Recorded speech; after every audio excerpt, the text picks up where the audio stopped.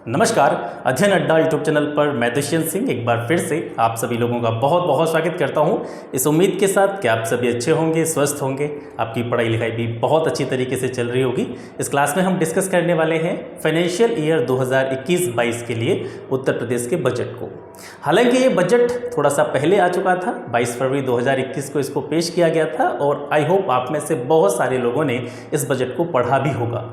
लेकिन अगर आप उत्तर प्रदेश लेखपाल भर्ती परीक्षा की तैयारी कर रहे हैं या फिर उत्तर प्रदेश पीसीएस परीक्षा के लिए तैयारी कर रहे हैं तो इन दोनों परीक्षाओं को ध्यान में रखते हुए यहाँ से यानी इस बजट से इन दोनों एग्जाम्स में, चाहे वो लेखपाल भर्ती परीक्षा हो और चाहे वो यूपी पीसीएस की परीक्षा हो, इन दोनों परीक्षाओं में इस बजट से कौन कौन से प्रमुख प्रश्न पूछे जा सकते हैं उसके हिसाब से मैं इस वीडियो को बना रहा हूँ।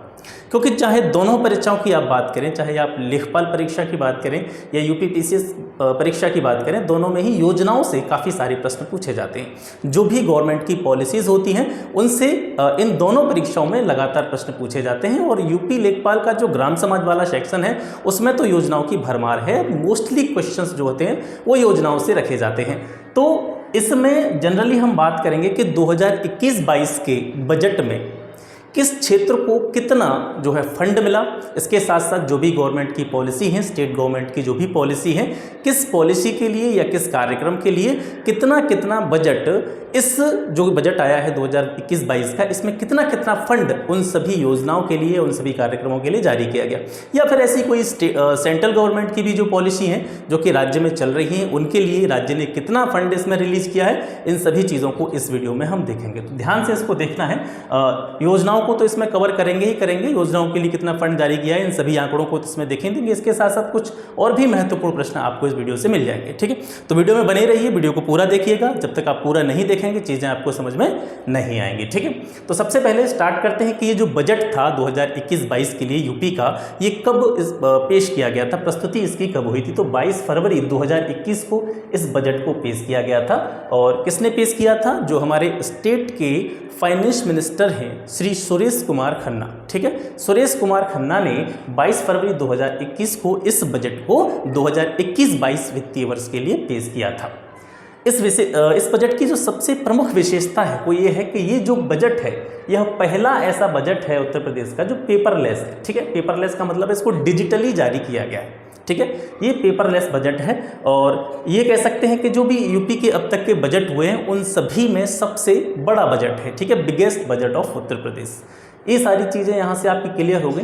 थीम से जुड़ा हुआ प्रश्न भी पूछा जाता है। जैसे बहुत सारी चीज़ें होती हैं, जो भी बजट होता है तो उस बजट से जुड़ा हुआ इस तरीके का प्रश्न भी आता है कि किसी भी फाइनेंशियल ईयर में जो बजट पेश किया गया था तो उसकी थीम क्या थी, या फिर वो बजट था वो विशेष रूप से किस वर्ग को ध्यान में रखते हुए या किस फील्ड को ध्यान में रखते हुए बनाया गया था। इस तरीके के प्रश्न भी आपसे पूछे जा सकते हैं। तो थीम आप याद रखेंगे, 2021-22 का जो उत्तर प्रदेश का बजट था उसकी थीम थी स्वावलंबन से सशक्तिकरण। ठीक है, स्वावलंबन से सशक्तिकरण यानी प्रदेश के समग्र एवं समावेशी विकास द्वारा प्रदेश के विभिन्न वर्गों का क्या होना चाहिए, स्वावलंबन उनमें पैदा हो। और स्वावलंबन जब लोगों में पैदा होगा यानी लोग जब दूसरे पर डिपेंड होना बंद कर देंगे, अपनी आजीविका चलाने के लिए या अपना जीवन यापन करने के लिए वो खुद पर ही डिपेंड होंगे, स्वावलंबी हो जाएंगे, उनके पास रोजगार होगा, तो ये सारी चीज़ें हो जाएंगी तो सशक्तिकरण की जो प्रक्रिया है वो ऑटोमेटिक ही आगे बढ़ती चली जाएगी। यानी सबसे पहले क्या होना जरूरी है लोगों में,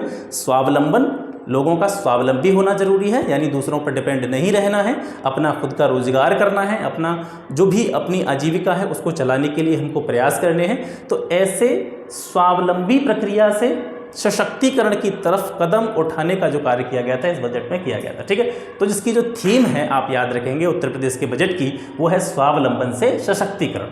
ठीक है, अब थोड़ा सा इस बजट की प्रक्रिया के बारे में जान लेते हैं कि भारतीय संविधान का जो आर्टिकल 202 है वो यह प्रावधान करता है किसी भी राज्य के बजट के लिए, यानी राज्य का जो बजट है, स्टेट गवर्नमेंट का जो बजट होता है उसका उल्लेख कहाँ किया गया है, भारतीय संविधान के अनुच्छेद 202 में। और सबसे प्रमुख बात यह है कि जो बजट शब्द हम अक्सर करके यूज करते हैं तो आर्टिकल 202 में जब स्टेट गवर्नमेंट के इस बजट, जिसको मैं बार बार बजट बोल रहा हूँ, इस बजट शब्द का यूज वहाँ पर नहीं होता है।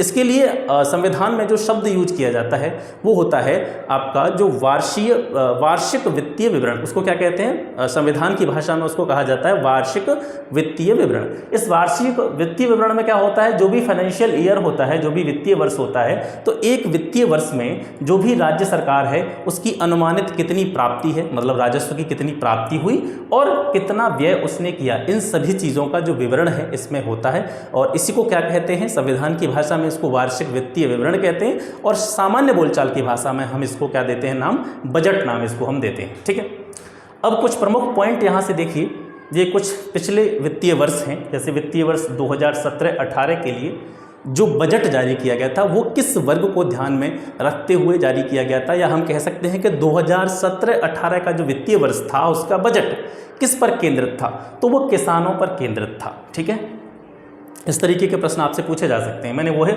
सभी आंकड़े इस वीडियो में डालने का प्रयास किया है जहां जहां से प्रश्न आपके बन सकते हैं। ठीक है, वीडियो आपको पूरा देखना है। 2017-18 का जो बजट था वो किस वर्ग के लिए निर्धारित था, या किस वर्ग को ध्यान में रखते हुए बनाया गया था, या हम कह सकते हैं किस वर्ग पर केंद्रित था, तो वो किसानों के लिए केंद्रित था। 2018-19 का जो बजट था सर, वो औद्योगिक विकास को ध्यान में रखते हुए तैयार किया गया था। ठीक है, इंडस्ट्रियल डेवलपमेंट पर केंद्रित था। 2019-20 का जो बजट था वो सेंट्रलाइज था किसके ऊपर, महिला सशक्तिकरण के ऊपर। ठीक है, महिलाओं को सशक्त कैसे बनाया जाए, महिलाओं से जुड़ी हुई बहुत सारी योजनाएं 2019-20 के बजट में निर्धारित की गई थी। 2020-21 का जो बजट था वो किस पर डिपेंड था, युवा शिक्षा पर। ठीक है, युवाओं को बढ़िया तरीके से शिक्षा उपलब्ध हो सके, उनके लिए कौशल संवर्धन की प्रक्रिया अपनाई जा सके, जिससे वे मतलब बहुत सारी चीज़ें ऐसी होती हैं कौशल संवर्धन में कि उनको सीख करके वो अपना रोजगार स्वतः चला सकें, अपनी जीवन यापन स्वतः कर सकें। ठीक है, किसी पर डिपेंड ना रहें। तो युवा शिक्षा और कौशल संवर्धन पर जो सेंट्रलाइज्ड था, केंद्रित था, वो बजट कौन सा था, 2020-21 का बजट था। ठीक है, अब वर्तमान बजट की बात करते हैं 2021-22 की। इस बजट का जो टोटल आकार है, पूरा आकार है, वो कितना है, 5,50,270.78 करोड़ रुपए। ठीक है, 5,50,270.78 करोड़ रुपए का आकार है 2021-22 के बजट का। ये पॉइंट आपको याद रखना है। बहुत सारे डाटा होंगे इसमें, बहुत सारे डाटाओं को आप याद नहीं रख सकते। इसके साथ साथ मैं आपको ये बताता चलूँगा यहाँ से कि विशेष रूप से आपको कौन कौन सी चीज़ें याद रखनी है। ठीक है, तो आकार जो है इस बजट का, ये इंपॉर्टेंट पॉइंट है, इसको आप याद रखेंगे। 5,50,270.78 करोड़ रुपए का ये बजट है। और जैसा कि मैं आपको बता चुका हूँ, यह बजट यूपी का सबसे बड़ा बजट है अब तक का। ठीक है, अगर पिछले वित्तीय वर्ष की तुलना में बात करें, ठीक है, तो पिछले वित्तीय वर्ष में जो बजट जारी किया गया था, 2020-21 का जो बजट जारी किया गया था, उसकी तुलना में यह 7.29% बड़ा है, 7.29% अधिक ये बजट जारी किया गया है। ठीक है, तो प्रीवियस ईयर, ठीक है, पीवाई मतलब प्रीवियस ईयर की तुलना में यह 7.29% अधिक है। कुल प्राप्तियों की बात करें, प्राप्तियों का मतलब है सरकार को जो भी रेवेन्यू प्राप्त हो रहा है, तो कुल प्राप्तियां जो थी इस बजट के आधार पर जो अनुमानित रूप से दर्शाई गई हैं, ये चीज़ें अनुमानित होती हैं। ठीक है, लगभग इसी के आसपास का डाटा होता है। तो जो कुल प्राप्तियां थी स्टेट गवर्नमेंट की वो थी 5,06,181.84 करोड़ रुपये। ठीक है, 5,06,181.84 करोड़ रुपये की प्राप्तियां थी, ये अनुमानित हैं, एक्सपेक्टेड थी। अब इन प्राप्तियों को अगर हम दो भागों में बांटें तो राजस्व प्राप्ति इन पूरी प्राप्तियों में से कितनी थी, मतलब रिवेन्यू जो टैक्स कह सकते हैं, कलेक्शन जो था, रेवेन्यू जो मिला था, राजस्व, ठीक है, वो कितना मिला था, 4,18,344.44 करोड़ रुपए। ये करोड़ में है, ठीक है, मैंने यहाँ पे लिखा नहीं है, ये करोड़ में है पूरा जो डाटा है। 4,18,344.44 करोड़ रुपए का राजस्व जो है प्राप्त हुआ था गवर्नमेंट को। इसके अलावा जो पूंजीगत प्राप्ति थी स्टेट गवर्नमेंट की वो थी 87,841.40 करोड़। ठीक है, ये पूंजीगत प्राप्ति थी। पूंजीगत प्राप्ति का आशय क्या है, पूंजीगत प्राप्ति का आशय ये है कि जैसे गवर्नमेंट ने डेब्ट लिया हो, कहीं से कर्जा लिया हो, जैसे मतलब जब भी रेवेन्यू की जरूरत पड़ती है, जब भी फंड की जरूरत पड़ती है, स्टेट गवर्नमेंट के पास जब फंड नहीं होता है तो सेंट्रल गवर्नमेंट से फंड लेती है। सेंट्रल गवर्नमेंट कहाँ से फंड लेती है, आरबीआई से फंड लेती है। ठीक है, तो इस तरीके से पूंजीगत प्राप्ति वही है जब जैसे किसी भूमि को गिरवी रख करके, ठीक है। स्टेट गवर्नमेंट की कोई भूमि हो उसको लीज पर दे करके जो पैसा जो है एकत्रित किया जाए, या फिर सेंट्रल गवर्नमेंट के द्वारा जो पैसा स्टेट गवर्नमेंट को मिले, वो सभी पूंजीगत प्राप्ति में आते हैं। तो ये जो कुल प्राप्तियों में राजस्व की जो प्राप्ति थी वो थी 4,18,344.44 करोड़, और पूंजीगत प्राप्ति जो थी स्टेट गवर्नमेंट की वो थी 87,841.40 करोड़, ठीक है। राजस्व बचत कितनी थी? 23,210.09 करोड़ रुपए, ये राजस्व बचत थी। इसके अलावा राजकोषीय घाटा, ये इंपॉर्टेंट पॉइंट है, इसको आप याद रखेंगे, ठीक है। राजकोषीय जो घाटा होता है, इससे जुड़े हुए प्रश्न बजट से रिलेटेड कई बार पूछे गए हैं। तो राजकोषीय जो घाटा था 2021-22 के बजट में स्टेट गवर्नमेंट का, वो था 90,729.80 करोड़ रुपये, 90,729.80 करोड़ रुपये। और पिछले जैसे 90,729.80 करोड़ रुपए था, तो जो टोटल जीडीपी होता है स्टेट का जो भी सकल घरेलू उत्पाद होता है, जीडीपी होता है, उस जीडीपी का यह कितना प्रतिशत था? राजकोषीय घाटा 4.7% था। तो आपसे प्रश्न किस तरीके से बनेगा कि वित्तीय वर्ष 2021-22 में जो बजट जारी किया गया था स्टेट गवर्नमेंट का, उसमें जो राजकोषीय घाटा था जीडीपी का कितना प्रतिशत रहा? तो आप याद रखेंगे 4.17% राजकोषीय घाटा रहा। थोड़ा सा इसको भी बता देता हूँ कि राजकोषीय घाटा क्या होता है। आप देखेंगे आपके पास मान लीजिए 2,000 रुपये हैं, ठीक है। राजकोषीय घाटा को मैं थोड़ा सा अपने शब्दों में आपको समझाने का प्रयास करता हूँ। ये जो इकोनॉमिक्स की सब्जेक्ट है, थोड़ी सी इसमें क्रिटिकल वर्ड आते हैं और कुछ ऐसी शब्दावली होती है जो बहुत दिक्कत करती है समझने में। तो राजकोषीय घाटा को आप ऐसे समझ सकते हैं, अगर आपकी समझ में नहीं आई, जैसे आपके पास 2,000 रुपये हैं और खर्चा हो गया आपका 3,000 या 4,000 रुपये का खर्चा है आपका। जैसे मान लीजिए किसी महीने में आपका जो बजट है, आप महीने के हिसाब से अपना बजट जो है निर्धारित करते हैं, हर महीने के लिए अपना बजट बनाते हैं। तो आपकी उस महीने में जो आमदनी हुई वो है आपकी 2,000 रुपये, लेकिन उस महीने में आपसे जो खर्चा हो गया वो 3,000 रुपये का हो गया, ठीक है। तो एक वैल्यू निकल के आएगी यहाँ पे माइनस की, यानी आपके ऊपर 1,000 रुपये जो है वो एक्स्ट्रा कहीं से भी आपने, जब खर्चा हुआ है आपका 3,000 रुपये, तो 1,000 जो रुपया है वो आपने कहीं से तो मैनेज किया होगा, या तो किसी से उधार लिया होगा, किसी फ्रेंड से लिया होगा, ठीक है, कहीं से भी लिया होगा, लोन लिया होगा। तो ये सारी चीज़ें क्या हैं, ये राजकोषीय घाटा के अंतर्गत आता है। जैसे गवर्नमेंट का मान लीजिए कि 2,000 करोड़ रुपए की जो है मतलब आमदनी हो गई और उसने खर्च किया वहाँ पर 2,500 करोड़ रुपए। तो जो एक्स्ट्रा इनकम है, यानी जो एक्स्ट्रा खर्चा हुआ है, भाई आमदनी तो 2,000 ही थी, ठीक है। ऐसे हमारे पास हम बात कर रहे थे, हमारे पास 2,000 रुपये थे, लेकिन हमने खर्च 3,000 किए। जब हमारे पास 2,000 थे तो हमने 3,000 खर्च कैसे कर दिए? जो 1,000 है वो हमने कहीं से लिया होगा। तो स्टेट गवर्नमेंट जो भी कर्जा लेती है, ठीक है, या तो बैंक से कर्जा लेती है, या फिर अपनी परिसंपत्तियों को गिरवी रख करके जो कर्जा लेती है, या सेंट्रल गवर्नमेंट से जो है फंड लेती है, तो वो जो होता है वो राजकोषीय घाटा के अंतर्गत आता है, ठीक है। ये नेगेटिव वैल्यू होती है। तो राजकोषीय घाटा जो है वो कितना रहा है? 90,729.80 करोड़ रुपए, और जीडीपी का यह 4.7% है, 4.17%, ठीक है। राज्य सरकार की आय, ये दो इंपॉर्टेंट पॉइंट हैं। राज्य सरकार की आय इस बजट के हिसाब से बात कर रहे हैं और लगभग यही रहती है। राज्य सरकार की जो आय है, इनकम है, वो सबसे ज़्यादा कहाँ से होती है? राज्य सरकार पे जो पैसा आता है, जो टोटल अर्निंग होती है स्टेट गवर्नमेंट की, वो सबसे ज़्यादा कहाँ से होती है? वो है स्वयं का कर राजस्व। यानी स्टेट गवर्नमेंट जितने प्रकार के टैक्स लगाती है, जितने प्रकार के कर वसूलती है, उन करों से जो आमदनी होती है ना, वो सबसे ज़्यादा होती है, ठीक है। तो स्वयं का जो कर राजस्व है स्टेट गवर्नमेंट का, वो सबसे ज़्यादा होता है सरकार की आय में। सरकार की आय में सबसे बड़ा योगदान किसका है? स्वयं का कर राजस्व। स्टेट गवर्नमेंट जो भी टैक्स लगाती है, उससे जो रेवेन्यू जनरेट होता है, वो राज्य सरकार की आय में सबसे बड़ा हिस्सा रखता है, और ये हिस्सा लगभग 34.5% है फाइनेंशियल ईयर 2021-22 के हिसाब से, ठीक है। दूसरा स्थान किसका है? केंद्रीय करों में राजस्व। अब जिस तरीके से स्टेट गवर्नमेंट टैक्स कलेक्ट करती है, उसी तरीके से जो अपनी केंद्र सरकार है वो भी तो टैक्स कलेक्शन करती है। कुछ कर ऐसे होते हैं जिनमें राज्यों का भी हिस्सा होता है, ठीक है। देखो यहाँ पर जो लिखा हुआ है स्वयं का कर राजस्व, ये तो सेपरेट है। ये वे कर हैं जिन्हें राज्य सरकार लगाती है और वसूलती है। कुछ कर ऐसे होते हैं जो केंद्र सरकार के द्वारा लगाए जाते हैं, लेकिन उन करों में भी किसका हिस्सा होता है? स्टेट गवर्नमेंट का हिस्सा होता है। तो केंद्र सरकार द्वारा लगाए गए करों में जो राज्यों का अंश होता है, राज्यों का जो हिस्सा होता है, उससे जो इनकम होती है या राज्य सरकार की जो भी आय होती है, वो 22.1% है वित्तीय वर्ष 2021-22 के अनुसार, ठीक है। आशा करता हूँ चीज़ें आपको समझ में आ रही होंगी, ठीक है। मैंने भी ये पढ़ा है, थोड़ा समझा है, उसके बाद मैं आपको बता रहा हूँ।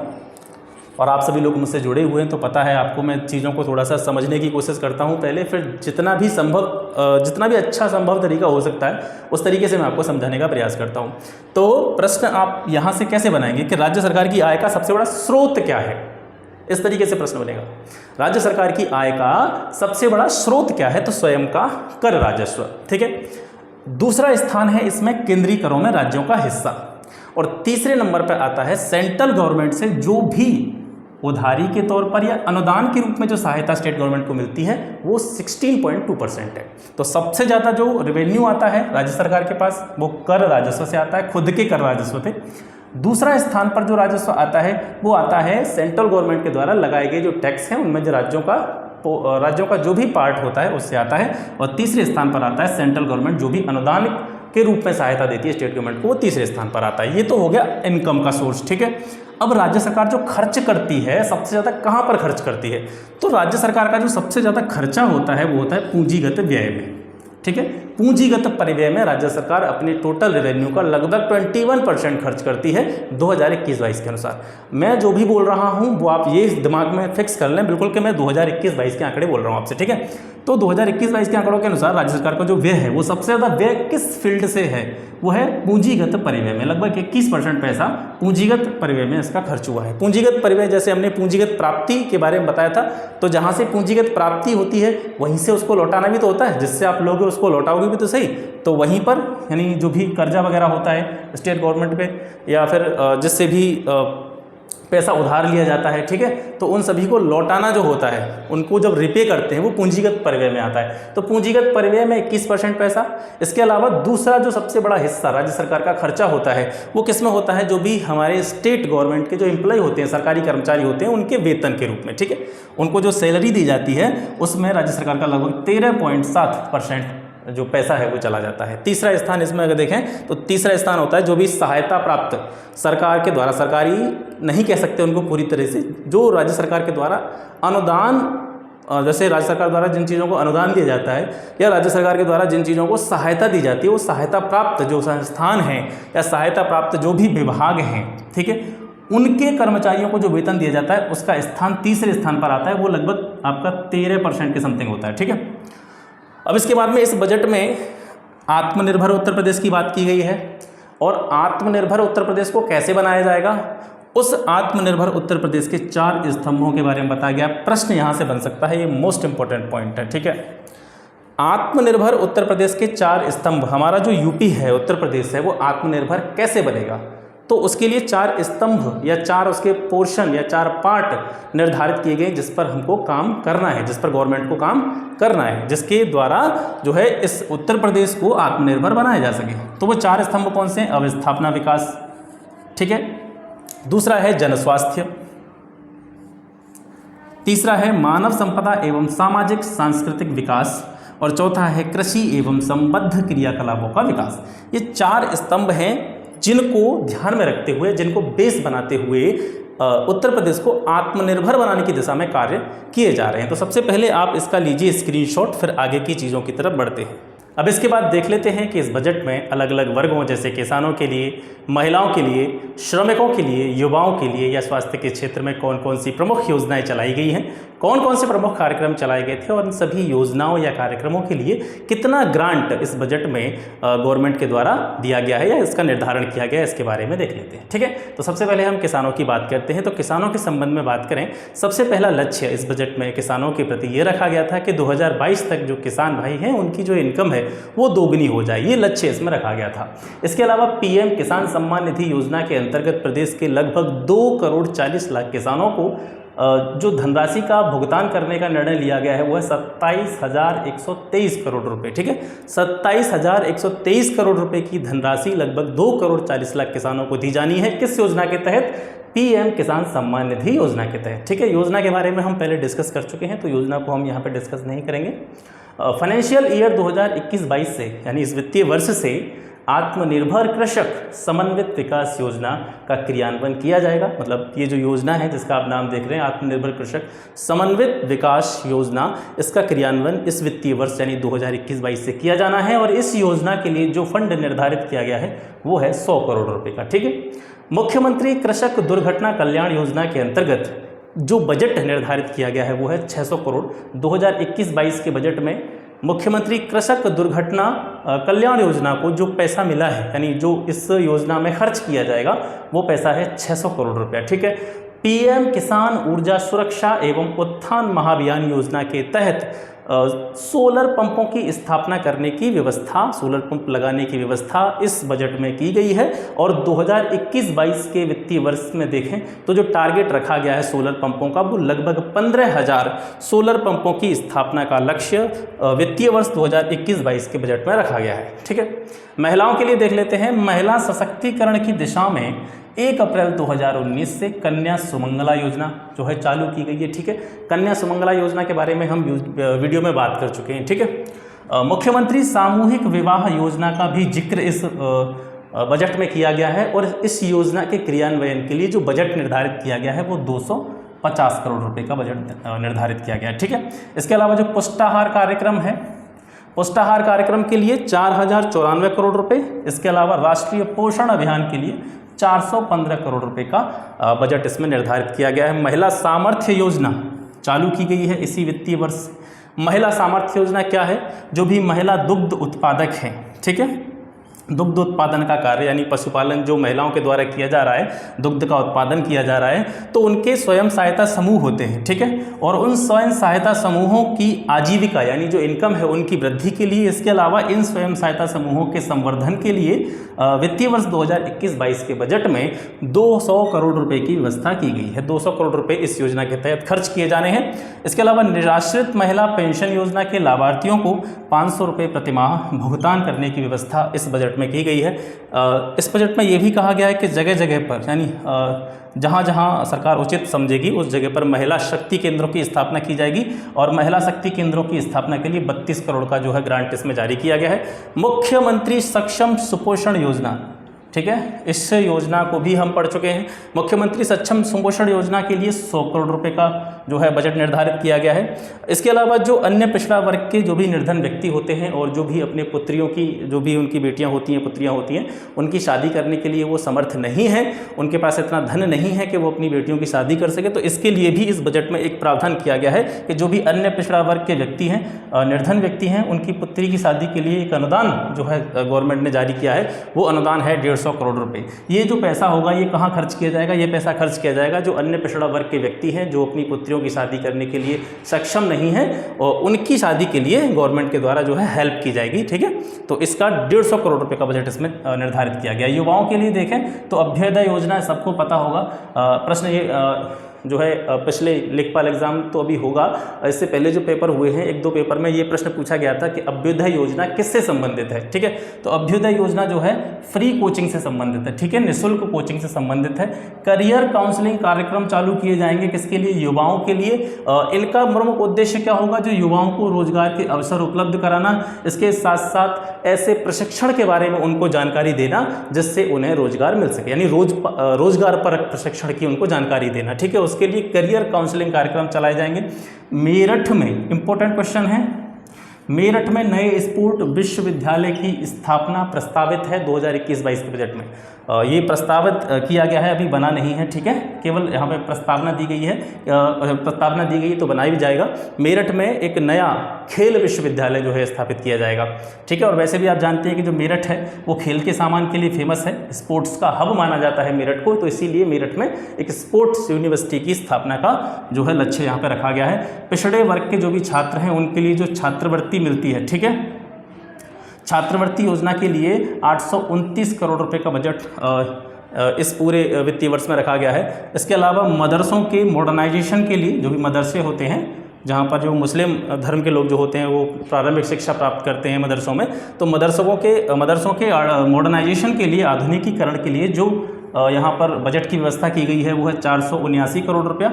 इसके अलावा जो दिव्यांग होते हैं, ठीक है, दिव्यांग पेंशन योजना के तहत उनको 500 रुपये प्रति माह दिया जाता है और इसके लिए जो टोटल फंड जारी किया गया है वो 720 करोड़ रुपए का फंड दिव्यांग पेंशन योजना के तहत जारी किया गया है। सबसे पहले लीजिए इसका आप एक स्क्रीनशॉट। अब देखते हैं कि बजट में श्रमिकों के लिए कौन कौन से प्रमुख प्रावधान किए गए थे। तो श्रमिकों के लिए अगर देखें तो सबसे पहले मुख्यमंत्री प्रवासी श्रमिक उद्यमिता विकास योजना इस योजना के लिए 100 करोड़ रुपए का बजट निर्धारित किया गया है। ठीक है, मुख्यमंत्री प्रवासी श्रमिक उद्यमिता विकास योजना।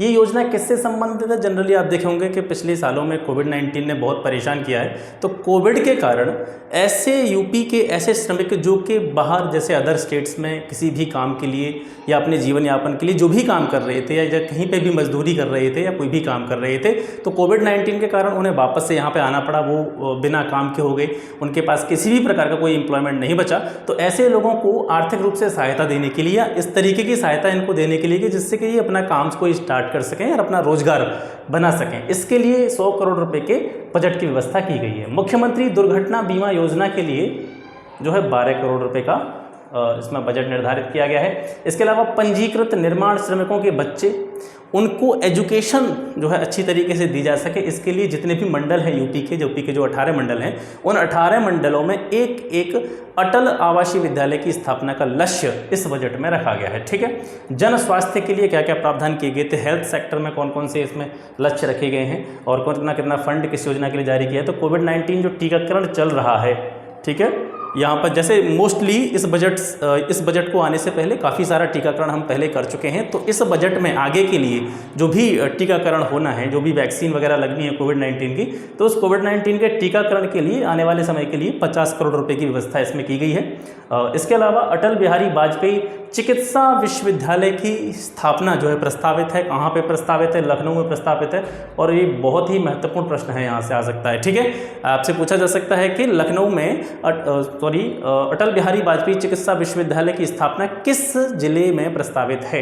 तो ये लखनऊ में प्रस्तावित है। इसके अलावा 2 जिलों अमेठी और बलरामपुर में नए मेडिकल कॉलेजों की स्थापना जो है प्रस्तावित है। इसके अलावा गोरखपुर और रायबरेली, इन 2 जिलों में 2 एम्स की स्थापना करने का लक्ष्य इस बजट में रखा गया है, और ये भी बहुत ही महत्वपूर्ण प्रश्न है। आपसे पूछा जा सकता है कि वित्तीय वर्ष 2021-22 के बजट में किन 2 जिलों में नए एम्स स्थापित करने का लक्ष्य रखा गया है या प्रस्तावना रखी गई है? तो वो गोरखपुर और रायबरेली हैं। ठीक है, मुख्यमंत्री जन आरोग्य योजना के लिए 100 करोड़ रुपए का बजट निर्धारित किया गया है। डायबिटिक रेटिनोपैथी उपचार केंद्र की स्थापना ये कहाँ पे की जा रही है? लखनऊ, प्रयागराज और मेरठ में की जा रही है। इसके अलावा उन्नत मधुमेह केंद्र की स्थापना ये कहाँ पे की जा रही है? KGMB लखनऊ में की जा रही है। ठीक है, कुछ महत्वपूर्ण बिंदुओं को देख लेते हैं। ठीक है, अब तक आपने बजट के बारे में जो मुख्य फीचर्स थे इसके वो देखे। अब इसके बाद में ये जो पॉइंट्स आप देखने वाले हैं, एक स्लाइड और इसके बाद में मैं आपको दूंगा। ये जो स्लाइड है सर, यहाँ से प्रश्न 100% आपके लिए कोई ना कोई बन जाएगा। ठीक है, तो कुछ इंपॉर्टेंट पॉइंट्स देख लेते हैं। जैसे ईज ऑफ डूइंग बिजनेस जो इंडेक्स होता है, इस इंडेक्स में यूपी की जो रैंक आई है वो 6th रैंक है। ठीक है, आप याद रखेंगे। जो निर्माणाधीन एक्सप्रेस वे हैं यूपी में, जिनका काम अभी चल रहा है, जो कंप्लीट नहीं हुआ है, जैसे पूर्वांचल एक्सप्रेस वे हो गया, बुंदेलखंड एक्सप्रेस वे हो गया, गोरखपुर एक्सप्रेस वे हो गया और आपका गंगा एक्सप्रेस वे हो गया। ठीक है, तो ये जो 4 एक्सप्रेस वे हैं जिनका काम चल रहा है, ये निर्माणाधीन है, तो इसके लिए इस बजट में कितने कितने रुपए निर्धारित किए गए हैं? 1107 करोड़ रुपए फिक्स किए गए हैं पूर्वांचल एक्सप्रेस वे के काम के लिए। बुंदेलखंड एक्सप्रेस वे के लिए 1492 रुपये, 1492 करोड़, और गोरखपुर एक्सप्रेस वे के लिए 860 करोड़, और इसके अलावा गंगा एक्सप्रेस वे जो है उसके लिए 7689 करोड़ रुपए खर्च करने का लक्ष्य रखा गया है। अयोध्या में जो हवाई अड्डा बनाया जा रहा है वो किसके नाम से होगा? वो मर्यादा पुरुषोत्तम श्री राम हवाई अड्डा, ये इसका नाम होगा। ये भी आप याद रखें, इंपॉर्टेंट क्वेश्चन है, आ सकता है। ठीक है, कुशीनगर एयरपोर्ट जो है उसको अंतर्राष्ट्रीय एयरपोर्ट घोषित कर दिया गया है इस बजट के द्वारा। ठीक है, ये भी आप याद रखेंगे। यूपी के जो 4 प्रमुख अंतर्राष्ट्रीय एयरपोर्ट हैं वो कौन कौन से हैं? एक लखनऊ एयरपोर्ट, वाराणसी, कुशीनगर, गौतम बुद्ध नगर। इन 4 जिलों में जो एयरपोर्ट हैं वो यूपी के अंतर्राष्ट्रीय एयरपोर्ट की कैटेगरी में आते हैं। ऐसे कौन से शहर हैं जिनको स्मार्ट सिटी योजना के तहत चयनित किया गया है? स्मार्ट सिटी योजना के तहत चयनित जो 10 शहर हैं, ठीक है, इनकी गिनती भी आपसे पूछी जा सकती है। आपसे पूछा जा सकता है कि स्मार्ट सिटी योजना के तहत जो शहरों का चयन किया गया है वो कितने हैं? संख्या में 10 हैं। उनके नाम भी पूछे जा सकते हैं, तो आप याद रखेंगे लखनऊ, कानपुर, प्रयागराज, वाराणसी, आगरा, सहारनपुर, बरेली, झांसी, मुरादाबाद और अलीगढ़। ये 10 जिले ऐसे हैं जिन्हें स्मार्ट सिटी योजना के तहत इनको चयन किया गया है। ठीक है, इसका स्क्रीनशॉट लीजिए, और अभी कुछ और इंपॉर्टेंट क्वेश्चन बचे हैं उनको और देख लेते हैं। राज्य स्मार्ट सिटी योजना के अंतर्गत स्मार्ट एवं सेफ सिटी, ठीक है, स्मार्ट एवं सेफ सिटी के रूप में चयनित नगर निगम कौन से हैं? ऐसे नगर निगम जिनका चयन किया गया है किसके लिए?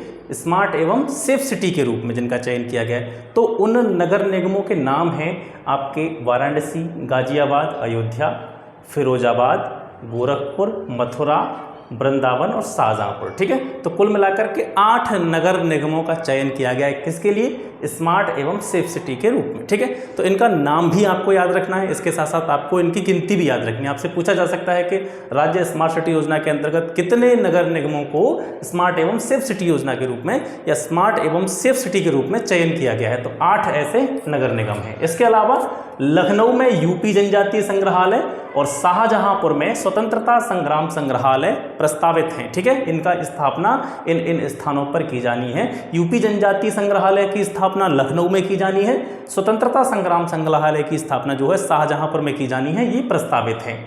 योजनाओं पर कितना कितना खर्च हुआ, इसके बारे में आप लोगों के द्वारा बहुत सारे कमेंट किए गए थे कि सर जितनी भी योजनाएं आपने कराई हैं या जितनी भी योजनाएं यूपी लेखपाल से संबंधित हैं या यूपी लेखपाल के एग्जाम में आ सकती हैं, उनमें कितना कितना खर्च किया गया है, उन योजनाओं के व्यय के रूप में एक वीडियो उपलब्ध करवाइए।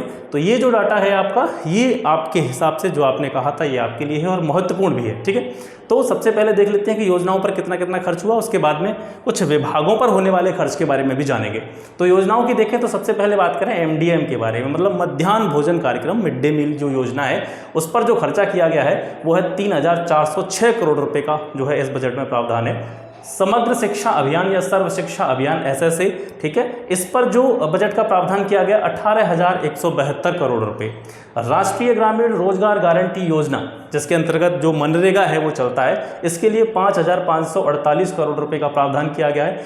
PM आवास योजना ग्रामीण और इसके अलावा CM आवास योजना ग्रामीण, इन दोनों योजनाओं के लिए 7,369 करोड़ रुपए जो है प्रस्तावित हैं। PM आवास योजना शहरी, इस योजना के लिए 1,029 करोड़ रुपए का प्रावधान किया गया है। इसके अलावा स्वच्छ भारत मिशन, ये देखें, स्वच्छ भारत मिशन ग्रामीण और स्वच्छ भारत मिशन शहरी, इन दोनों योजनाओं के लिए क्रमशः 2,031 करोड़ रुपए और 1,400 करोड़ रुपए का प्रावधान किया गया है।